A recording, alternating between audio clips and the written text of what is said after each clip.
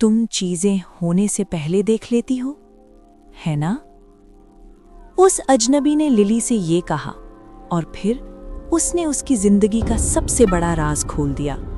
एक ऐसी लड़की का जो गुस्से में लोगों को जला सकती है और अब कोई उसे ढूंढ रहा है, मारने के लिए या बचाने के लिए। ये कहानी यहीं से शुरू होती है और मेरे दिमाग में कुछ भी गलत नहीं है। हॉस्पिटल के चेक इन डेस्क पर बैठी एक बूढ़ी औरत जिसके बाल अजीब से घुंघराले थे, मुझे देखकर मुस्कुराती है। लिली, कितना प्यारा नाम है। क्या इसे एक एल से लिखते हैं या 2 से? ये कैसा सवाल है?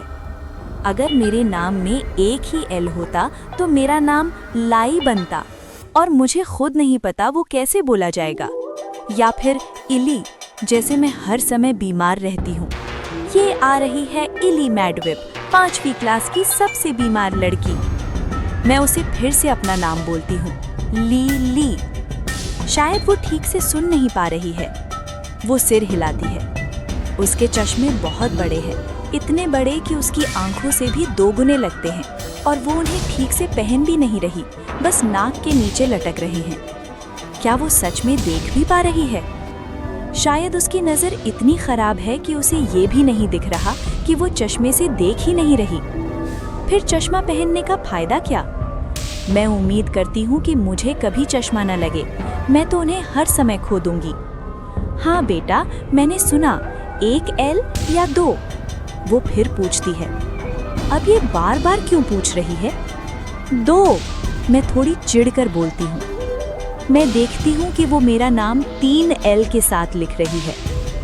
तभी मम्मी फ़ोन ख़त्म करके आ जाती हैं और बात संभालती हैं। मेरी बेटी का नाम लिलियन मैडविप है, इसका MRI होना है। मैं वहाँ से हटकर वेटिंग रूम में लोगों को देखने लगती हूँ। दरवाजे के पास एक सुनहरे बालों वाली औरत और उसका बेटा बैठे हैं। लड़के की एक आंख पर पट्टी बंधी है। मुझे पता है उसके साथ क्या होने वाला है। डॉक्टर उसकी पट्टी हटाएगा, उसकी आंख में टॉर्च मारेगा, फिर उसे लिटाकर दवा डालेगा।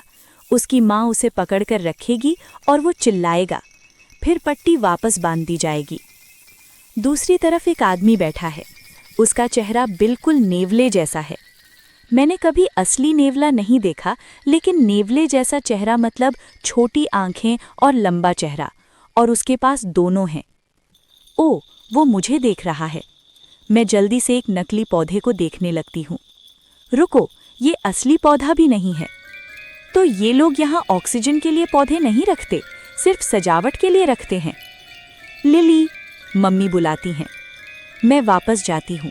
रिसेप्शन वाली मुझे एक बैंड देती है जिसमें मेरा नाम, जन्म तारीख और कुछ कोड लिखे हैं। हम बैठकर इंतज़ार करते हैं, बहुत देर तक। इतनी देर जैसे लगता है जैसे घंटे बीत गए। मैं कोशिश करती हूँ कि बाकी लोगों को ना देखूं, क्योंकि जब भी मैं उन्हें देखती हूँ मुझे पता चल जाता है कि उनके साथ क्या होने वाला है, और वो सब बहुत डरावना होता है।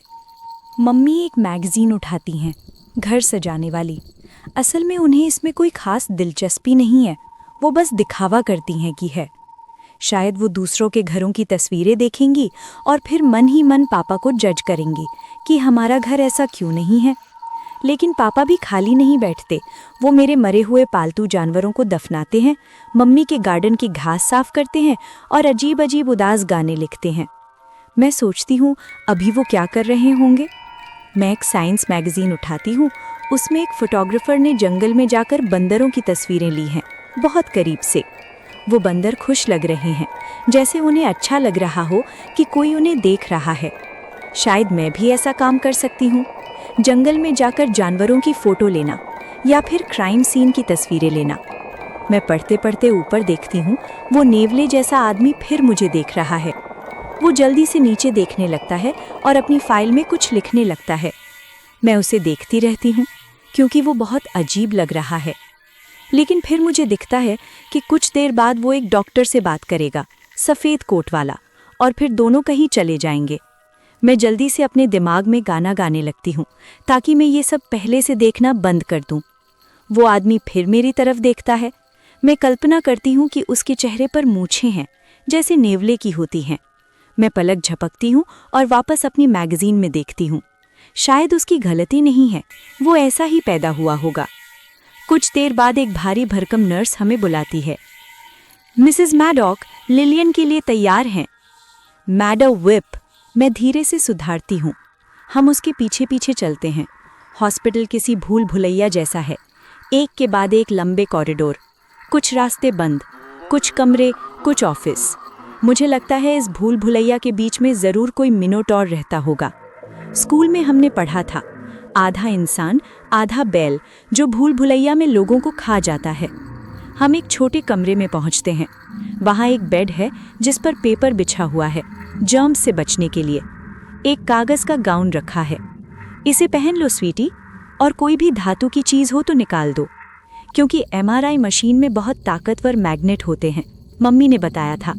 इतने ताकतवर कि वो शरीर से धातु खींच सकते हैं। मैं सोचती हूँ अगर मिनोटॉर MRI में जाए तो उसकी नाक की रिंग भी खिंच जाएगी। मैंने कुछ सिक्के लाए थे, अगर मुझे गाली देने का मन हुआ तो स्वेयर जार में डालने के लिए। क्योंकि मेरे पास जेब नहीं है, मैं उन्हें मम्मी को दे देती हूँ। नर्स चली जाती है। मैं कपड़े बदलकर पेपर गाउन पहनती हूँ और बेड पर बैठ जाती हूँ, अपने पैरों को हिलाते हुए।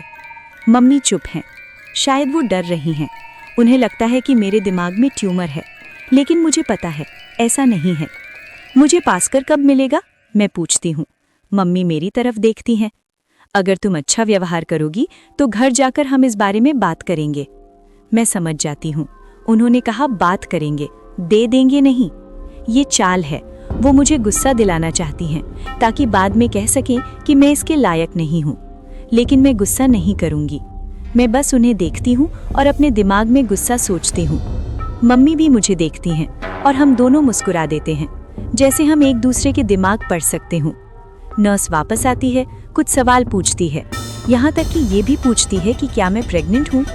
फिर वो कहती है अब MRI का समय है। मैं मम्मी को गले लगाती हूँ क्योंकि मुझे पता है वो डर रही हैं, और फिर मैं नर्स के साथ उस बड़े कमरे की तरफ चल पड़ती हूँ जहाँ वो विशाल मशीन मेरा इंतज़ार कर रही है। हम उस बड़े कमरे में पहुंचते हैं और वहाँ वो मशीन है, MRI मशीन। एक विशाल धातु का गोल ढांचा, जैसे कोई बड़ा सा डोनट। उसके बीच में एक टेबल लगी है जिस पर मुझे लेटना है। ऐसा लग रहा है जैसे ये मुझे किसी दूसरी दुनिया में भेजने वाला है, या फिर मुझे खुद एक डोनट बना देगा और मैं सबसे बेकार डोनट बनूंगी, शायद जेली से भरी हुई। मुझे जेली वाले डोनट बिल्कुल पसंद नहीं है। अगर तुम्हें बंद जगहों से डर लगता है, नर्स कहती है, तो थोड़ा अजीब लगेगा, लेकिन तुम्हें बिल्कुल हिलना नहीं है और तुम्हें एक इंजेक्शन दिया जाएगा। रुको, क्या इंजेक्शन? ये कब तय हुआ? किसी ने मुझे इसके बारे में बताया ही नहीं। क्या मैं इसे पी नहीं सकती? मैं जल्दी से पूछती हूँ। नहीं बेटा, वो मुस्कुराकर कहती है, बस एक सिक्का गया। मैं अंदर ही अंदर गाली देती हूँ। नर्स मेरे हाथ में सुई लगाती है और सबसे बुरी बात, वो उसे निकालती भी नहीं। सुई मेरे हाथ में ही लगी रहती है। मुझे ये नर्स बिल्कुल पसंद नहीं है। अब वो एक मशीन लाती है जिसमें घुमावदार पाइप जुड़े हुए हैं और उन्हें उस सुई से जोड़ देती है जो अभी भी मेरे हाथ में है। मैं उधर देख भी नहीं सकती, मुझे उल्टी आ जाएगी। मैं टेबल पर लेट जाती हूँ और धीरे धीरे मशीन के अंदर जाने लगती हूँ। धातु का वो गोल घेरा मुझे निगल रहा है। मैं सांस रोकती हूँ और पास्चर के बारे में सोचती हूँ, मेरी दोस्त मेरिडिथ के बारे में भी। वो आज स्कूल में क्या कर रही होगी? मुझे उम्मीद है कि उसने किसी को जला नहीं दिया होगा, क्योंकि जब वो गुस्सा होती है चीज़ें जल जाती हैं। अगर मैं होती उसकी जगह तो मैं हर समय कुछ न कुछ जला देती। अचानक मेरे हाथ में गर्मी महसूस होती है। शायद वो इंजेक्शन का असर है। मेरा दिमाग बहुत तेज़ चलने लगता है, बहुत सारे विचार एक साथ, जैसे मेरा सिर फट जाएगा। क्या सच में मेरे दिमाग में ट्यूमर है? मशीन बहुत तेज़ आवाज़ करने लगती है, ठक ठक, खड़ खड़, जैसे कोई लोहे की गाड़ियाँ टकरा रहा हो। पापा उन्हें बास्काट कहते हैं क्योंकि वो बास्केट और काट का मिश्रण है। मम्मी को ये शब्द पसंद नहीं है। मैं जानबूझकर उसे बोलती हूँ उन्हें परेशान करने के लिए। ओह गॉड, ये कब ख़त्म होगा? वेटिंग रूम भी लंबा लगा था, लेकिन वहाँ कम से कम मेरे पास मैगज़ीन थी। यहाँ कुछ भी नहीं है, बस ये आवाज़ और ये तंग जगह। आखिरकार मशीन रुकती है। मैं बाहर आती हूँ। सब खत्म हो गया। मैं तुरंत उस सुई को निकालना चाहती हूँ, लेकिन नर्स पहले ही निकाल देती है और उस जगह पर पट्टी लगा देती है। मैं उस छोटे से छेद को देख सकती हूँ जहाँ सुई लगी थी। वो मुझे व्हीलचेयर पर बैठाती है और बाहर ले जाती है। मैं चल सकती हूँ, मैं कहती हूँ। आराम करो, वो जवाब देती है। फिर अचानक वो मुझे एक तरफ खड़ा करके चली जाती है, बिना कुछ बताए। मैं अकेली हूँ कॉरिडोर में। मुझे नहीं पता मैं कहाँ हूँ। मुझे थोड़ा चक्कर भी आ रहा है। ओ नहीं, क्या उन्हें सच में कुछ मिला? क्या मेरे दिमाग में ट्यूमर है? तभी पीछे से एक आवाज़ आती है, और तुम यहाँ क्या कर रही हो? मैं मुड़कर देखती हूँ। वही आदमी, नेवले जैसा चेहरा, वो मुझे देख रहा है और मुस्कुरा रहा है। मैं कुछ नहीं बोलती, मैं बस उसकी तरफ देखती हूँ, फिर जल्दी से नज़र हटा लेती हूँ। शायद उसने वेटिंग रूम में मेरा नाम सुन लिया होगा। वो धीरे धीरे मेरी तरफ चलता है। उसके जूतों की आवाज़, ठक ठक ठक, हर कदम के साथ मेरे दिल की धड़कन तेज़ हो रही है। वो मेरे पास आकर रुकता है। लिली मैडविप, वो कहता है। मत देखो उसकी तरफ। वो शायद सिर्फ अंदाज़ा लगा रहा है। मुझे माफ़ करना, लिलियन अलेक्जेंड्रा मैडविप। क्या? मेरा पूरा नाम? उसे मेरा पूरा नाम कैसे पता? मैं नीचे फर्श की तरफ देखने लगती हूँ। शायद मम्मी ने फॉर्म में लिखा होगा। हाँ, वही होगा। ओह, तुम तो अजनबियों से बात नहीं करती है ना? वो मुस्कुराता है। मेरा नाम फीलिक्स है। क्या तुम मेरा सरनेम जानना चाहोगी? मैं चुप रहती हूँ। मैं एक मूर्ति हूँ। मैं यहाँ हूँ ही नहीं। शायद मेरा कोई सरनेम ही नहीं है। क्या ये तुम्हें हैरान करेगा? मैं अभी भी चुप हूँ। मुझे पता है तुम्हें क्या हैरान करेगा। वो थोड़ा झुकता है। अगर हम पास्चर के बारे में बात करें तो? मेरी आंखें खुद ब खुद उसकी तरफ उठ जाती हैं। वो मुस्कुरा रहा है। वो पास्चर के बारे में कैसे जानता है? तुम सोच रही हो मुझे पास्चर के बारे में कैसे पता? वो कहता है। मैं जम जाती हूँ। क्या वो मेरा दिमाग पढ़ सकता है? नहीं, कुछ और सोचो। आलू, सिर्फ आलू सोचो। नहीं, मैं माइंड रीडर नहीं हूँ। वो हंसता है। मैं बस लोगों को अच्छी तरह जानता हूँ और उनके सारे राज। मैं धीरे से पूछती हूँ, क्या तुम्हें पता है पास्चर कहाँ है? मुझे डर लग रहा है, लेकिन मैं जानना चाहती हूँ। वो मेरे पास घुटनों के बल बैठ जाता है। उसका चेहरा बहुत करीब है, बहुत ज़्यादा करीब। मुझे नहीं पता वो कहाँ है, वो कहता है, लेकिन मैं उसके बारे में जानता हूँ और तुम्हारे बारे में भी।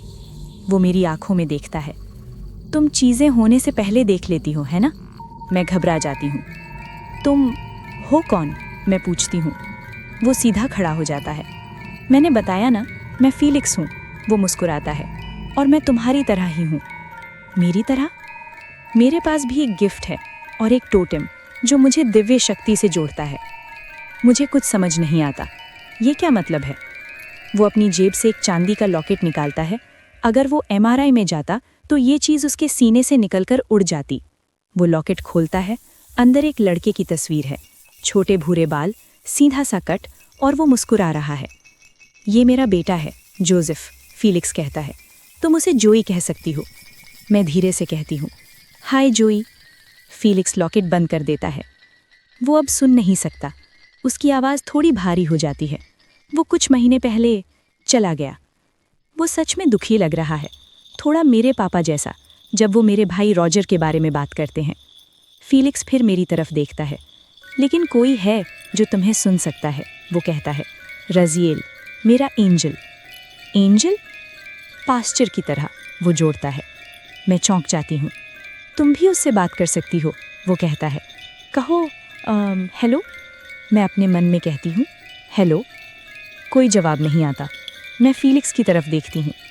वो मुझे घूर रहा है, जैसे वो किसी जवाब का इंतज़ार कर रहा हो। उसने क्या कहा? वो पूछता है। मैं डर जाती हूँ। कुछ नहीं। वो कुछ पल चुप रहता है, फिर सीधा खड़ा हो जाता है।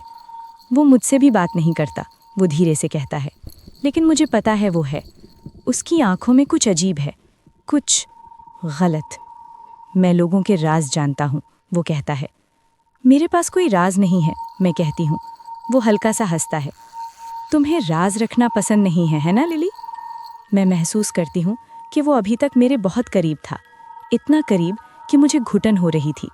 और जैसे ही वो पीछे हटता है, मुझे अचानक हल्कापन महसूस होता है, जैसे मैं खुली हवा में हूँ, जैसे मैं भाग सकती हूँ, आज़ाद।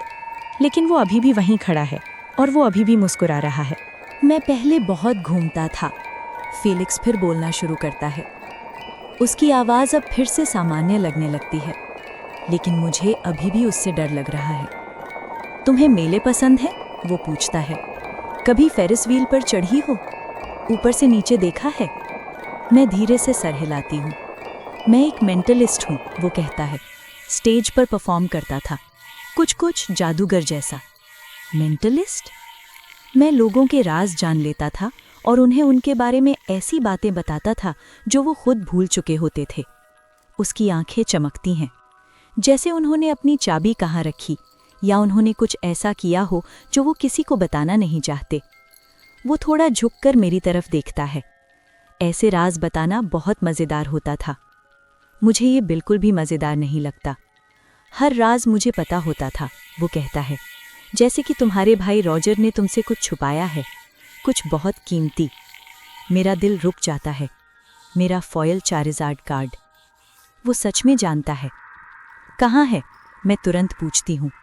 फीलिक्स हल्का सा मुस्कुराता है। मुझे असली जगह नहीं पता, वो कहता है। उसके लिए मुझे रॉजर से मिलना होगा। उसकी आवाज़ धीमी हो जाती है। और वो यहाँ नहीं है ना? मैं चुप हो जाती हूँ। वो बात बदल देता है। मेरा बेटा जोई, वो मेरे शो में मेरी मदद करता था, वो कहता है। उसकी आवाज़ में फिर से दर्द आ जाता है। वो बहुत अच्छा लड़का था, तुम्हें वो बहुत पसंद आता। मैं कुछ नहीं बोलती।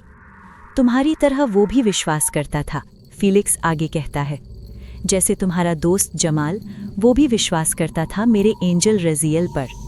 जमाल, वो नाम मुझे याद है। उसके साथ क्या हुआ? मैं धीरे से पूछती हूँ। फीलिक्स अचानक चुप हो जाता है। उसका चेहरा बदल जाता है। अब वो मुस्कुरा नहीं रहा, वो मुझे घूर रहा है, सीधे मेरी आंखों में। तुम जानती हो उसके साथ क्या हुआ? वो धीरे से कहता है। मैं घबरा जाती हूँ। मुझे नहीं पता वो क्या कह रहा है, या शायद मुझे पता है। कोई याद, कोई नाम मेरे दिमाग में उभरता है। मेरेडिथ, मेरेडिथ, मैं फुसफुसाती हूँ। फीलिक्स धीरे से सर हिलाता है। उसका चेहरा ऐसा लग रहा है जैसे उसने कुछ बहुत खराब चखा हो, जैसे वो गुस्से को अंदर दबा रहा हो। तभी कॉरिडोर के दूसरे छोर पर मुझे नर्स और मम्मी दिखती हैं, आखिरकार। लेकिन वो फीलिक्स को देख ही नहीं रही हैं, जैसे वो वहाँ है ही नहीं। मम्मी जल्दी आओ। फीलिक्स झुककर मेरे और करीब आता है। इस बार उसकी आवाज़ बहुत धीमी है, लगभग फुसफुसाहट। मैं यहाँ उसके बारे में जानकारी लेने आया था, वो कहता है। उसकी आंखें ठंडी हो चुकी हैं। लेकिन मुझे तुम मिल गई। मेरा दिल जोर से धड़कने लगता है।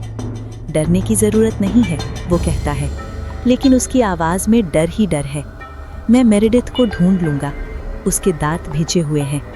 मैं उसे पहले भी ढूंढ चुका हूँ, फिर ढूंढ लूँगा। वो थोड़ा रुकता है और धीरे से बोलता है। किसी को तो हम बाकी लोगों को उससे बचाना होगा। मेरे शरीर में सिहरन दौड़ जाती है। वो अचानक पीछे देखता है। क्या तुम किसी को देख रही हो? वो पूछता है। मैं मुड़कर देखती हूँ। कॉरिडोर खाली है, लेकिन एक पल के लिए मुझे लगा जैसे कोई था, जैसे मैं फिर से कुछ पहले देख रही थी। फीलिक्स फिर मेरी तरफ मुड़ता है और मुस्कुराता है, लेकिन इस बार वो मुस्कान बिल्कुल भी अच्छी नहीं है। वो मेरे कंधे पर हाथ रखता है। उसका स्पर्श ठंडा है। सब ठीक हो जाएगा, वो कहता है। मैं तुमसे फिर मिलूंगा। और फिर वो मुड़ता है और कॉरिडोर के अंधेरे में गायब हो जाता है, जैसे वो कभी था ही नहीं। मैं कांप रही हूँ। मैं खुद को रोक नहीं पा रही। ये उसका चेहरा नहीं था जो डरावना था, ये कुछ और था, कुछ ऐसा जो सच में पागल था। दूसरे बच्चे मुझे मैड लिली कहते हैं, लेकिन उन्होंने फीलिक्स को नहीं देखा। वो सामान्य दिखता है, शांत, लेकिन उसके अंदर कुछ बहुत गलत है। क्या सच में उसके लॉकेट में कोई एंजल है? अगर है तो उसने मुझसे बात क्यों नहीं की? मम्मी और नर्स आखिरकार मेरे पास पहुंचती हैं, जैसे कुछ हुआ ही नहीं। और मैं तय करती हूँ मैं उन्हें कुछ नहीं बताऊंगी, कुछ भी नहीं, न फीलिक्स के बारे में, न रज़ियल के बारे में, और सबसे ज़रूरी मेरेडिथ के बारे में भी नहीं। नर्स मुझे वापस कमरे में ले जाती है ताकि मैं अपने कपड़े बदल सकूं। मैं जल्दी जल्दी गाउन उतारती हूँ, बस यहाँ से निकलना है। मुझे इस जगह पर 1 सेकंड भी और नहीं रहना। मम्मी ने मेरे सिक्के अपने पर्स में रखे थे, वो मुझे वापस दे देती हैं। मैं उन्हें देखती हूँ और धीरे से कहती हूँ, आपको इनमें से कुछ रखने पड़ेंगे। मम्मी समझ नहीं पाती, लेकिन मैं जानती हूँ क्यों। क्योंकि मैंने अपने मन में गालियाँ दी थीं। हम कार में बैठते हैं। मम्मी मुझसे पूछती हैं, कैसा लग रहा है? चक्कर तो नहीं आ रहा? सब ठीक दिख रहा है? मैं बस कहती हूँ, मैं ठीक हूँ। मैं झूठ बोल रही हूँ। मैं उन्हें फीलिक्स के बारे में नहीं बताती, ना उसके एंजल रजियल के बारे में, और बिल्कुल भी नहीं मेरिडिथ के बारे में। मुझे खुद समझना होगा कि क्या हो रहा है। अगर मैंने अभी कुछ बताया तो शायद मुझे पास्चर वापस न मिले, और मुझे उसकी ज़रूरत है, बहुत ज़्यादा। मुझे बस ये उम्मीद है कि वो नेवले जैसा आदमी फीलिक्स आज मेरे स्कूल नहीं आएगा। हम घर पहुंचते हैं। पापा अपने कमरे में हैं, शायद कोई उदास गाना लिख रहे होंगे। मम्मी मुझे डाइनिंग टेबल पर बैठने को कहती हैं। मैं सोचती हूँ, आज खाने में क्या होगा? शायद कुछ ऐसा जिसे देखकर मुझे उल्टी आ जाए। क्या मैं उन्हें पिज़्ज़ा ऑर्डर करने के लिए मना सकती हूँ अगर मैं कहूँ कि इंजेक्शन के बाद मुझे अजीब लग रहा है? मम्मी वापस आती हैं पापा के साथ, और पास्चर। मेरा दिल जैसे रुक जाता है। पास्चर, तुम कहाँ थे? मैं उसे देखते ही खुश हो जाती हूँ। वो मुझसे बात करता है, कहता है उसे पता है कि मैंने अकेले बहुत कुछ झेला है, लेकिन कभी कभी हमें अकेले ही चीज़ों का सामना करना पड़ता है ताकि हम मजबूत बन सकें। उसकी बात सुनकर मुझे ऐसा लगता है जैसे मम्मी पापा मुझे समझा रहे हों, और सच में वो दोनों भी कुछ बोल रहे हैं, लेकिन मैं सुन ही नहीं रही। मैं बस खुश हूँ, बहुत ज़्यादा खुश, क्योंकि पास्चर वापस आ गया है। समझ में आया? पापा पूछते हैं। मुझे कुछ समझ नहीं आया, लेकिन मैं सिर हिलाकर कहती हूँ, हाँ। पापा पास्चर मुझे दे देते हैं। मैं उसे कसकर गले लगा लेती हूँ, और उस पल सब कुछ ठीक लगता है, लेकिन अंदर कहीं मुझे पता है सब कुछ ठीक नहीं है। फीलिक्स कहीं ना कहीं है, और वो फिर आएगा, और मेरिडिथ, वो अभी भी बाहर है।